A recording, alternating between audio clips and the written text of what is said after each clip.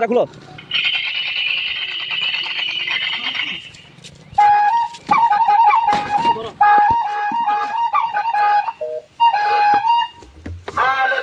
Hello, ঠান্ডা ঠান্ডা কুল কুল আইসক্রিমের গাড়ি ঘর ঘর আসছে।